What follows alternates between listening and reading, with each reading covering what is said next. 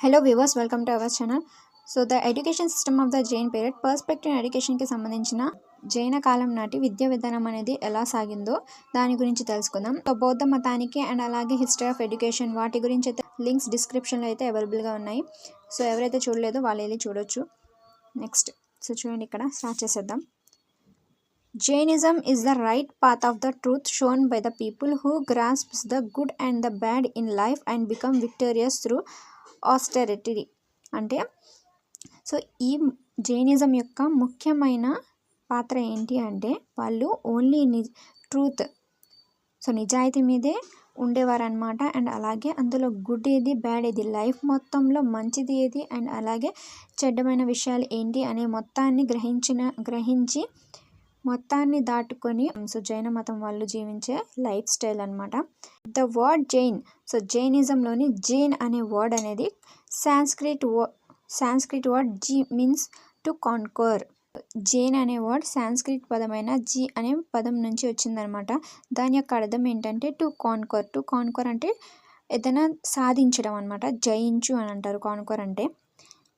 So Jina means a conquer who attains liberated freedom. So ఎవరైతే మోక్షాన్ని పొందుతారో so అదే జీనా అనే యొక్క మీనింగ్ ఏంటంటే ఎవరైతే మోక్షాన్ని పొందుతారో వాళ్ళని జీనాస్ అని అంటారు. The father of the Jainism, so father of Jainism, developers of Jainism. So ఈ జైనిజంని ఇంకా డెవలప్ చేసింది వాళ్ళని ఏమంటారంటే తీర్థంకరాస్ అని అంటారు. సో 24 మంది ఉంటారనమాట తీర్థంకరాలు. సో అందులో వచ్చేసి మోస్ట్ ఇంపార్టెంట్ 23rd తీర్థంకరాని పార్శ్వనాథ అని అంటారు. ఈయన గెయిన్డ్ టైటిల్ ఆఫ్ కల్పాతరు. సో ఈ టైటిల్ని గెలుచుకున్నారనమాట పార్శ్వనాథుడు అని ఆయన. ఈయన ఎన్నో తీర్థంకర అంటే 23వ తీర్థంకర. సో ఈ జైన మతాన్ని ఇంకా ముందుకు సాగించింది అండ్ లైఫ్ స్టైల్ని నేర్పించింది ఎవరు అంటే వాళ్ళని తీర్థంకరాస్ అని అంటారు, తీర్థంకరాలు అంటారు. సో ఇందులో 23వ తీర్థంకుడు ఎవరు అంటే పార్శ్వనాథుడు. అండ్ 24వ తీర్థంకుడు ఎవరు అంటే మహావీర. సో ఈయన్నే వర్ధమానుడు అని అంటారు. Vardhamana Mahavira was a Jain conqueror of the senses, the founder of Jainism. So ఈయన్నే ఫౌండర్ ఆఫ్ జైనిజం మతాన్ని స్థాపించింది ఎవరు అని కూడా అడగొచ్చు. సో ఇందులో వచ్చేసి వర్ధమాన మహావీరుడు స్థాపించింది ఎవరు అంటే వర్ధమాన మహావీరుడు. అండ్ అలాగే ఫాదర్ పితామహుడు, టోటల్గా పితామహుడు ఎవరు అంటే రిషభనాథుడు. ఈయన the prince of the Magadha Kingdom అని కూడా అంటారు. సో మగధ రాజ్యం యొక్క ప్రిన్స్ ఎవరు, రాజు ఎవరు అంటే వర్ధమాన మహావీరుడు. He belongs to royal Kshatriya family. ఈ వర్ధమాన మహావీరుడు క్షత్రియ ఫ్యామిలీ నుంచి చెందినవారనమాట. వాళ్ళ తండ్రి గారు వచ్చేసి కింగ్ సిద్ధార్థ అంటారు. ఈక్ష్వాకు డైనాసిటీ, ఈక్ష్వాకుల రాజ్యం యొక్క కింగ్ అనమాట సిద్ధార్థుడు. సో ఈయన వచ్చేసి వర్ధమానుడి యొక్క ఫాదర్ అనమాట సిద్ధార్థ. అండ్ మదర్ వచ్చేసి త్రిశల. నెక్స్ట్ వైఫ్ వచ్చేసి యశోద అనమాట. వర్ధమానుడి యొక్క వైఫ్ ఎవరు అంటే యశోద. డాటర్ వచ్చేసి దర్శనాని అనుజ అని కూడా పిలిచేవారనమాట. సో ఇవి కూడా చాలా ఇంపార్టెంట్. మదర్ ఎవరు, ఫాదర్ ఎవరు అనేది కూడా గుర్తుపెట్టుకోవాలి. అండ్ అలాగే బౌద్ధ కాలంలో గౌతమ బుద్ధుని యొక్క ఫాదర్ ఎవరు, మదర్ ఎవరు అండ్ వైఫ్, సన్. సో వాళ్ళ పేర్లు కూడా గుర్తుపెట్టుకోవాల్సిందే, ఎందుకంటే చాలా చాలా ఇంపార్టెంట్ టాపిక్స్ అనమాట ఇవి. So next principles of Jainism. So కొన్ని జైనిజానికి సంబంధించిన కొన్ని ప్రిన్సిపల్స్ అనేవి చూద్దాము. అంటే వీటిని పాటించి వీళ్ళు జీవనం అనేది సాగించేవారు. వాళ్ళ యొక్క ఎడ్యుకేషన్ అనేది దేని మీద ఆధారపడి ఉంటుంది అనేది చూద్దాము.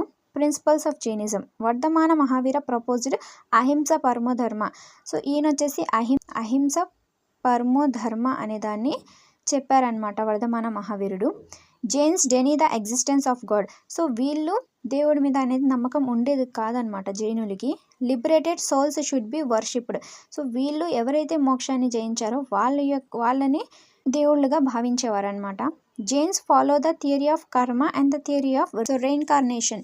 అంటే వీళ్ళు 2 థియరీస్ని పాటించేవాళ్ళు. అందులో వచ్చేసి థియరీ ఆఫ్ కర్మ అంటారు ఒకటి వచ్చేసి, అండ్ నెక్స్ట్ వచ్చేసి థియరీ ఆఫ్ రెయిన్కార్నేషన్ అని అంటారు.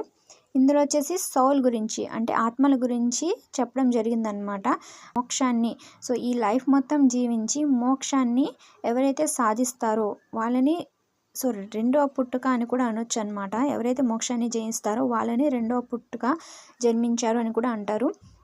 సో ఇందులో వచ్చేసి మెయిన్ ఆబ్జెక్ట్ వచ్చేసి సోల్ అనమాట. నెక్స్ట్ ఇందులో వచ్చేసి జ్ఞానం.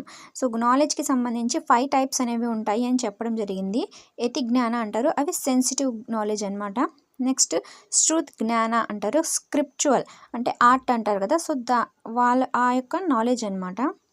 నెక్స్ట్ ఆది జ్ఞాన అంటే విజువల్ నాలెడ్జ్ అంటారు, చూసి గ్రహిస్తాం కదా, సో దాన్నే విజువల్ నాలెడ్జ్ అంటారు. మన పర్యాయ జ్ఞాన అంటారు, మెంటల్ నాలెడ్జ్. నెక్స్ట్ కీల జ్ఞాన, పర్ఫెక్ట్ నాలెడ్జ్ అంటారు దీన్నే.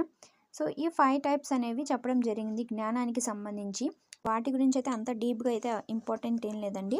నెక్స్ట్ 3 రత్నాస్. మోక్షాన్ని గెలవడానికి అయితే కొన్ని రైట్స్ అనేవి ఉంటాయన్నమాట. అంటే సో ఆ రైట్స్ని బట్టే వాళ్ళు మోక్షాన్ని జయిస్తారు అని చెప్పడం జరిగింది. వాటిని 3 రత్నాస్, 3 జ్యువెలరీస్ అని అంటారు. సో అవి వచ్చేసి చూద్దాము. 3 ratnas. Every Jain who follows Jainism must follow this. So జైనిజంలో ఉండే ప్రతి ఒక్కరు ఈ 3 రత్నాస్ని ఫాలో అవ్వాలన్నమాట. సో చూడండి, ఇందులో వచ్చేసి ఫస్ట్ రైట్ బిలీఫ్ అంటే దర్శన్. సో బిలీఫ్ అంటే నమ్మకం అనమాట. రైట్ నాలెడ్జ్, సో నాలెడ్జ్ అనేది ఖచ్చితంగా ఉండాలి. అండ్ అలాగే రైట్ కండక్ట్, చరితం. సో ఈ 3 రైట్స్ అనేవి ఫాలో అవ్వాలన్నమాట. మస్ట్ అండ్ షుడ్గా 3 రత్నాస్ అంటారు వీటినే. సో ఎవరైతే జైన మతంలో ఉంటారో వాళ్ళందరూ ఈ 3 కంపల్సరీగా ఫాలో అవ్వాల్సిందే. నెక్స్ట్ వచ్చేసి మహారాతాస్ అంటారు. సో ఇవి కూడా పార్శ్వనాథుడు. సో చూడండి, మహారథాస్ అంటారు. ఇవి కూడా వచ్చేసి సూత్రాలు అనమాట. సో జైనిజం వాళ్ళు ఫాలో అయ్యే సూత్రాలు ఇవి మొత్తం.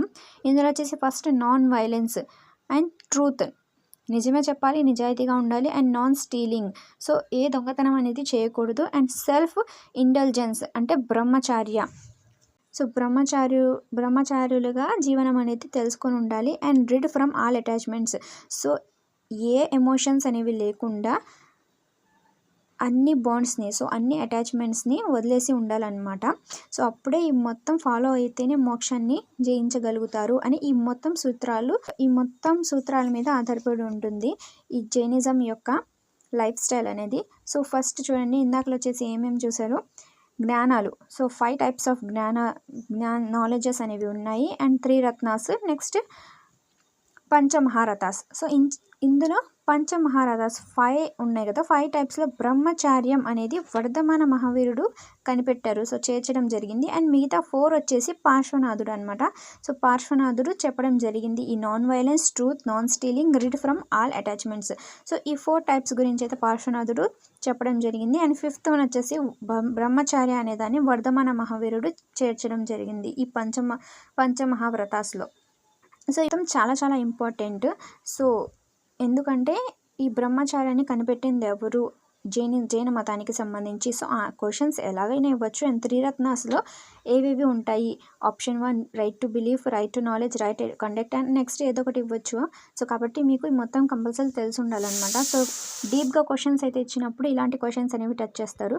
సో కాబట్టి ప్రతి ఒక్క టాపిక్ అనేది మనకి చాలా చాలా ఇంపార్టెంట్. సో మీకు ఇంపార్టెంట్ అనేది ఇస్తున్నానండి. సో ఎక్స్ట్రా అన్నెసరీ టాపిక్స్ అయితే నేనైతే కవర్ చేయట్లేదు, ఓన్లీ మనకి ఇంపార్టెంట్ అయిన టాపిక్స్ మాత్రమే అందజేస్తున్నాను.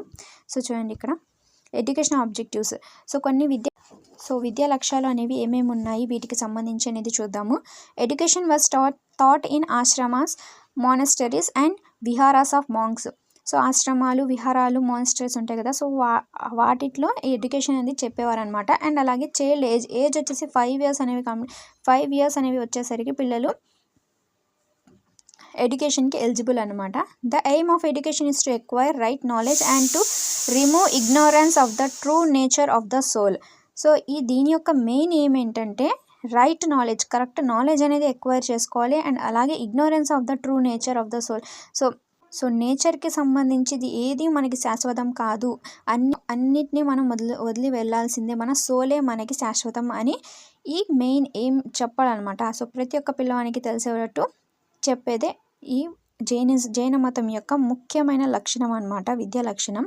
నెక్స్ట్ ఇది వచ్చేసి కరికులం వచ్చేసి Vedas, Upanishads, Puranas, Jatakas, chemistry, philosophy, astrology. ఈ టాపిక్స్ అయినా సో ఈ సబ్జెక్ట్స్ అనేవి చెప్పేవారన్నమాట కరికులంకి సంబంధించి. సో పాఠ్య ప్రణాళికలు అనమాట.